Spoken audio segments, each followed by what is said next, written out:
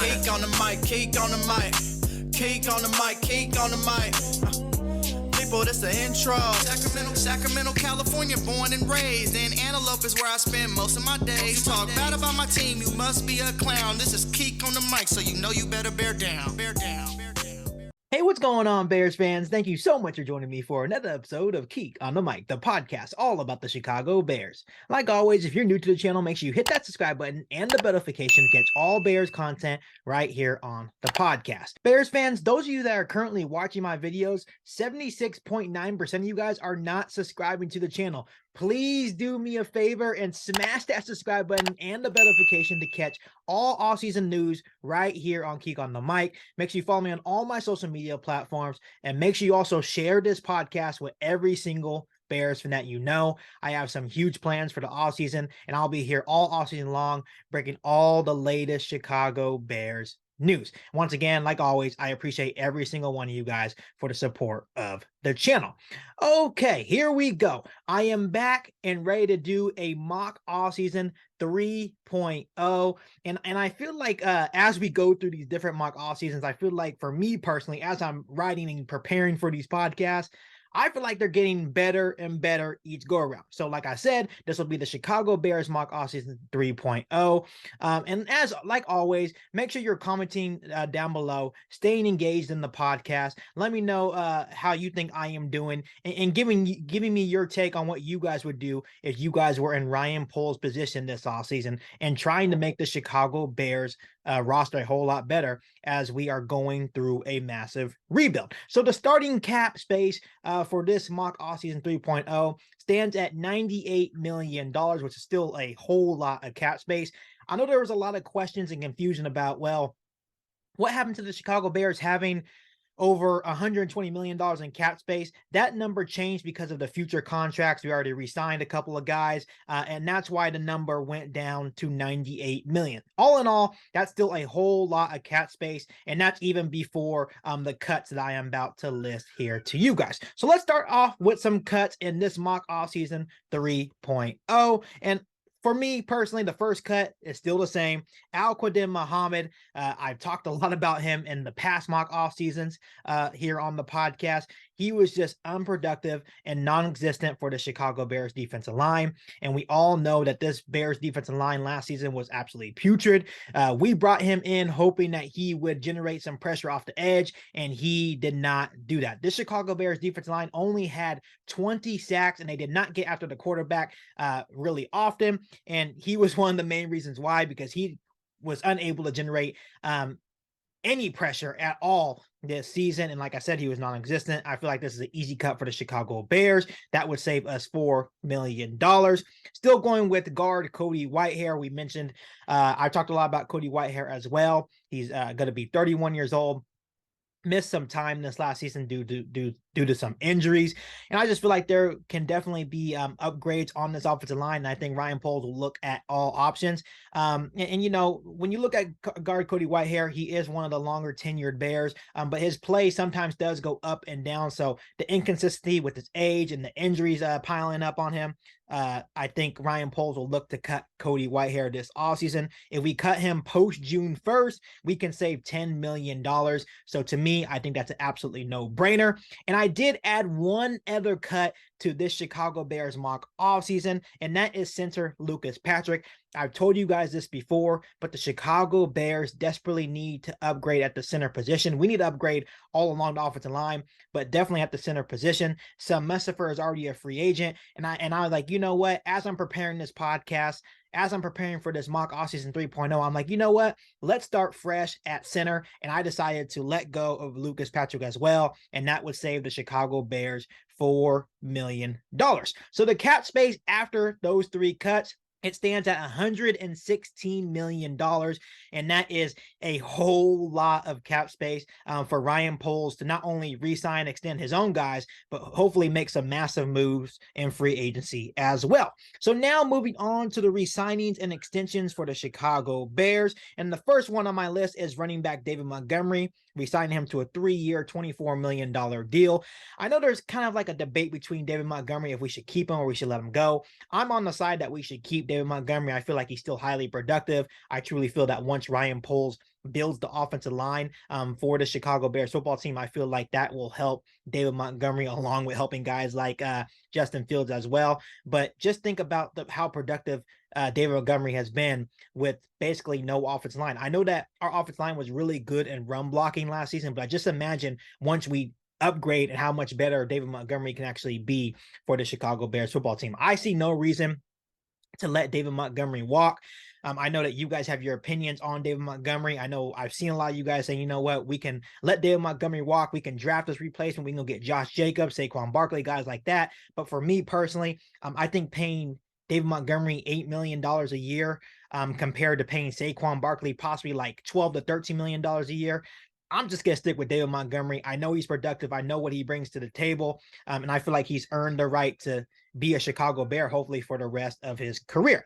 The next guy on my list is tight end Cole Kmet, extending him to a 4-year deal for $45 million. Cole Kmet, to me, is a franchise tight end.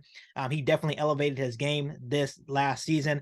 I feel like him and Justin Fields definitely created a chemistry this past season. I absolutely love Cole Kmet. There's a lot of criticism on Kmet going into the season, and he answered all those questions, and he definitely elevated his game. I'm really excited to see what him and Justin Fields can do for years to come. Next guy on my list is wide receiver Darnell Mooney, giving him a 4-year extension for $50 million.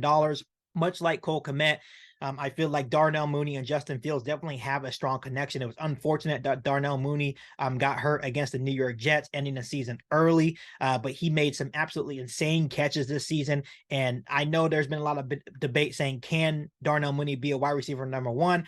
I'm not sure if he's a wide receiver number one, but I feel like he is a damn good slot receiver. And I feel like Darnell Mooney still has a lot of value to him. Once again, him and Justin Fields have a good connection. And much like Cole Kmet, I'm excited to see Justin Fields, Cole Kmet, and Darnell Mooney tear up the NFL for years to come. So now, linebacker Nicholas Morrow signed him to a 2-year, $10 million deal. And I'm giving 1-year deals to D-tackle Armon Watts, wide receiver N'Keal Harry, linebacker Matthew Adams, safety Dane Krugeshank, safety DeAndre Houston Carson, long snapper Patrick Scales, cornerback Josh Blackwell, and fullback Kari Blasingame. And after all those re-signings and extension for the Chicago Bears, our cap space now stands at $79 million. So that still gives Ryan Poles the flexibility to make a whole lot of noise in the free agency period. So now we are moving on to free agency in this mock offseason 3.0. And once again, my number one guy, if he can make it out of Washington, that I'm signing is defensive tackle Daron Payne to a 4-year, $80 million deal. I know a lot of people may say, well, Keith, you're going to really pay this guy $20 million?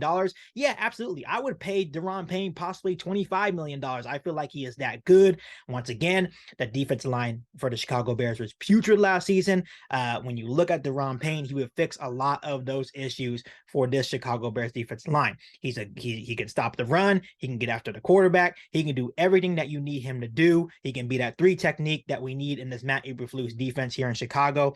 Daron Payne is my dream free agent signing for the Chicago Bears, and that's why in this mock offseason 3.0, I am giving him a 4-year, $80 million deal. Next guy on my list is right tackle Jawan Taylor to a 4-year, $57 million deal.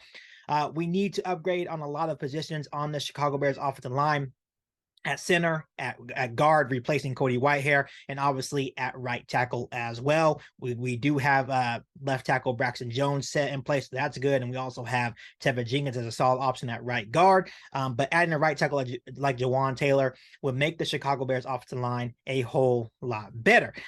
He is good at pass protection. He's a pretty good run blocker, but that's what I really like him. He's young. He can protect the passer. He did an absolutely amazing job protecting Trevor Lawrence and Jacksonville this season. And we do know that Justin Fields, we want him to stay upright. We need to give him more time to throw. He was sacked 55 times last year, and we all know that is not good enough. We want to see Justin Fields be able to deliver the balls to Cole Kmet, to Darnell Mooney, to Chase Claypool. He won't be able to do that without a solid offensive line, especially in pass protection. Jawan Taylor will go a long way in helping the Chicago Bears offensive line.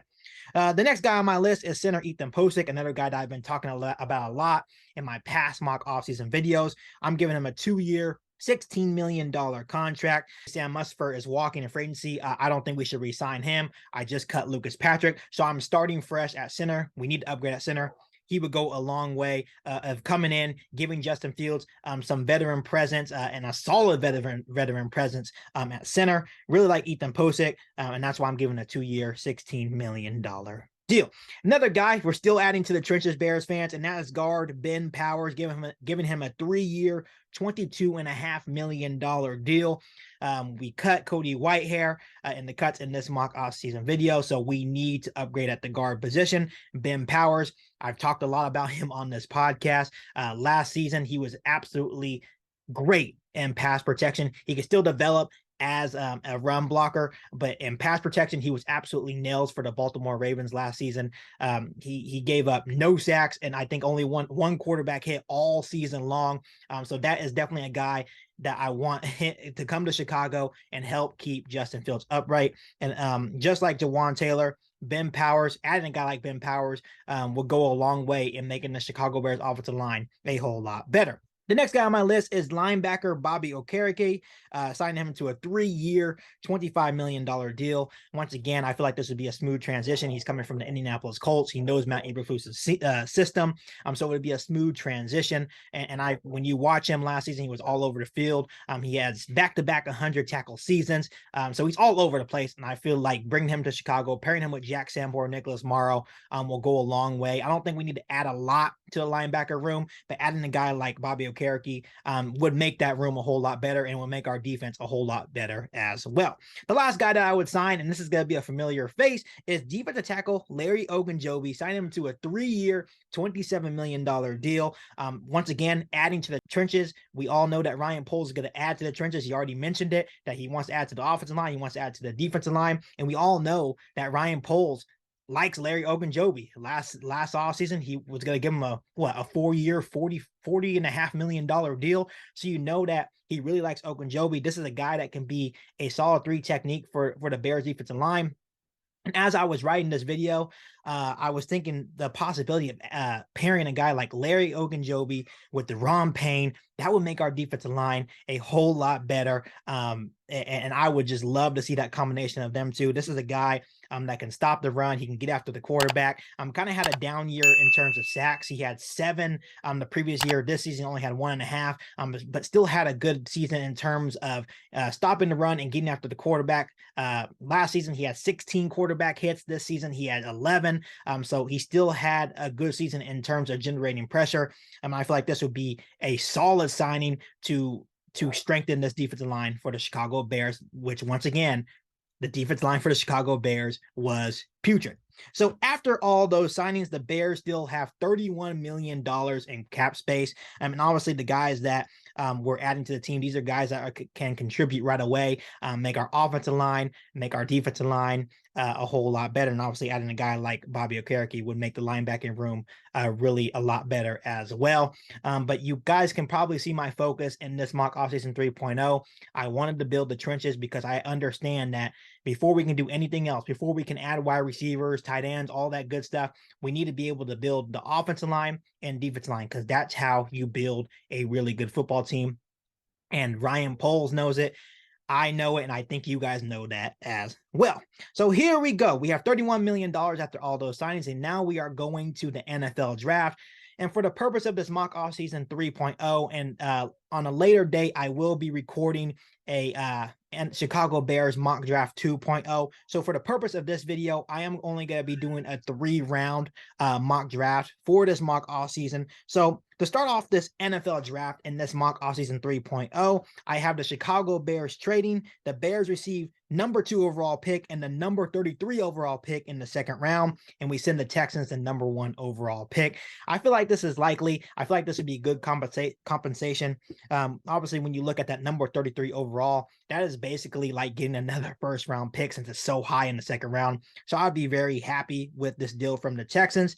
Right after that trade, I trade again. Obviously, that's the anticipated move for Ryan Poles that he is trying to trade back twice. So in the second trade, I have the Bears receiving number 4 overall, number 35 overall in the second round, and a 2024 first round pick from the Colts. And we send the Colts the number 2 overall pick. To me personally, I know there's been a lot of people commenting on my video saying there's absolutely no way that the Texans and the Colts try to trade up for a quarterback with the Chicago Bears. Are going to stay put.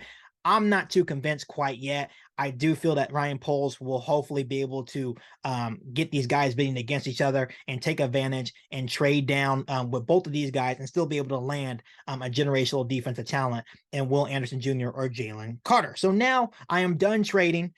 So with my round 1, pick 4, I run to the podium and I select edge rusher Will Anderson Jr. out of Alabama. Don't have to say much about Will Anderson Jr. This is a generational talent at the edge.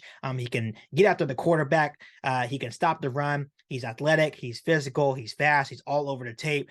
This would make the Chicago Bears defensive line a whole lot better. And as I was writing down this mock offseason 3.0 for the Chicago Bears, I was thinking about the possibility of having a guy like Will Anderson Jr. on the edge, Deron Payne, and Larry Ogunjobi in the middle.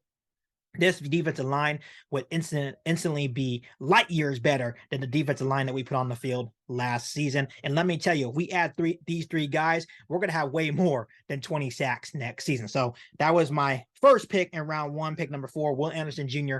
out of Alabama. With my newly acquired second round pick number 33, I select another edge rusher out of LSU and BJ Ojulari. He is 6'3", 244 pounds. In 2022, he had 5.5 sacks, 7 quarterback hits, 5 tackles for loss. When you look at a guy like Ojulari, he has been a big time contributor on the LSU defense since his freshman year. This is a guy that is just a true pass rusher. He's a natural athlete, pure pass rusher, like I mentioned. He still needs help developing as a run stopper. I think that's kind of that limits him and why he's not a first round pick. When you look at just straight up pass rushing, he is definitely elite, and I feel like he could be a big time player in the NFL. Once again, I know that in free agency period, I didn't add to the edge rushers. That's because I went double edge in the NFL draft. So now you have Will Anderson Jr. on one side, BJ Ojulari on another side. You have Ogunjobi and Deron Payne in the middle. Your defensive line is absolutely set. So like BJ Ojulari, he's a good pass rusher. He needs to develop as a run stopper as well if he wants to be a 3-down player in the NFL. But I feel like he could be developed in Chicago into something special. Round 2, pick number 35, I select center out of Minnesota, John Michael Schmitz. This is a guy that is a fan favorite here in Chicago. He's 6'4", 306 pounds. In my opinion, this guy is the best center in this year's draft. He is an absolute mauler in the run game and constantly playing with a nasty edge. And he's able to get to the second level to do even more damage. I know that I signed Ethan Posick in free agency, but I only signed him to a 2-year deal. So for some reason, Ethan Posick doesn't work out in year 1. You already have a day 1 starter in John Michael Schmitz. He does need to get a little bit better in pass protection, but I feel like that's going to be easy fix once he's developed. But I feel like it would be a perfect scenario to have Ethan Posick as a starter, have John Michael Schmitz as the backup. But my mindset is that John Michael Schmitz will be the future at center for the Chicago Bears. And my third round 2 pick number 54, I have the Chicago Bears selecting Dalton Kincaid, tight end out of Utah. He stands at 6'4", 240 pounds. And when you look at this guy, he had a very productive year last season at Utah, has 70 catches, 890 yards, and 8 touchdowns. When you look at this guy, he looks and plays like a receiver. He runs perfect routes and has a really good catch radius. The thing that I like most about this guy, he is a pure athlete with a whole lot of upside to be really good in the NFL. I know that we have Cole Kmet. I feel like he's still our franchise tight end, but I still think you need to pair someone with Cole Kmet. I feel like this would be a guy that can pair with Cole Kmet really well, give Justin Fields yet another weapons. Now you have guys like Darnell Mooney, Chase Claypool, Cole Kmet, right? Add a guy like Dalton Kincaid, right? And now you're really talking that now Justin Fields has a lot of weapons to throw to. In round 3, pick number 64, I have the Chicago Bears selecting Rashee Rice, wide receiver out of SMU. He stands at 6 foot, 200 pounds. And Rice is a pure athlete with excellent short area quickness and is able to create separation, which I like. Rice is a natural playmaker and is best with the ball in his hands. That's where he does most of his damage. This is not a guy that is going to stretch the fields at times, but this is a guy that will be a safety blanket for Justin Fields, will get separation and will get open for Justin Fields. He's more of a possession type of guy. And when you look at Rice, he was so productive last year at SMU.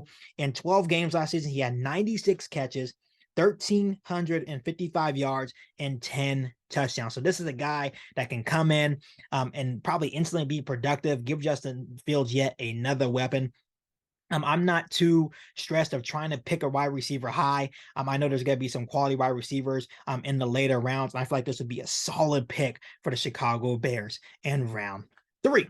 So that is my 3-round NFL mock draft in this Chicago Bears mock offseason 3.0. How do you guys feel like I did in this NFL draft? I added 2 edge rushers, a center, a tight end, and a wide receiver. And once again, adding to the trenches in my first 3 rounds, I feel like it's going to be a priority to continue to add to the trenches, build those trenches up, because that's how you build a really good football team. And then you add an athletic tight end out of Utah and also a possession receiver that can get open and make plays for Justin Fields.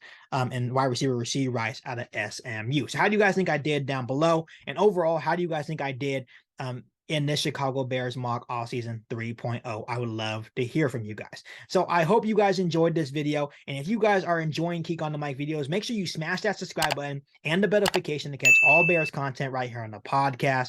Make sure you follow me on all my social media platforms. And make sure you share this episode of Keek on the Mic with every single Bears fan that you know. I'll be here all offseason long, breaking all news from the Chicago Bears. So I am super excited to see what Ryan Poles does this offseason, and I'll be here to give you guys every bit of Chicago Bears news. So other than that, I'll be back for an all-new Bears podcast right here on Keek on the Mic. Thanks, guys, and bear down. You ain't bout it, you ain't bout it, you ain't Keek on the Mic. You ain't